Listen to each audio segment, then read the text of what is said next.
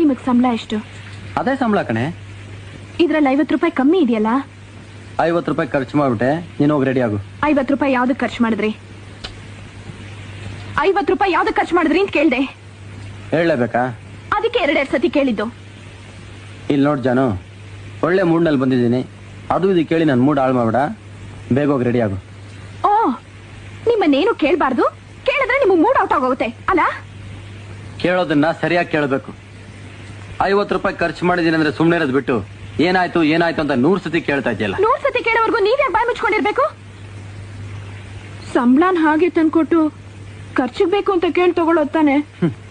ನಾನು ಗಂಡ್ಸು, ಸಂಪಾದನೆ ಮಾಡೋನು ನಾನು, ಖರ್ಚು ಮಾಡೋ ಅಧಿಕಾರನೂ ನನಗಿದೆ. ಇದನ್ನೆಲ್ಲ ನಿನ್ನ ಹತ್ರ ಹೇಳೋ ಅವಶ್ಯಕತೆ ನನಗಿಲ್ಲ. ಅವಶ್ಯಕತೆ ಇಲ್ವಾ? ಇದನ್ನೆಲ್ಲ ತಗೊಳ್ಳಿ, ಎಲ್ಲ ಖರ್ಚು ಮಾಡ್ಕೊಂಬನ್ನಿ.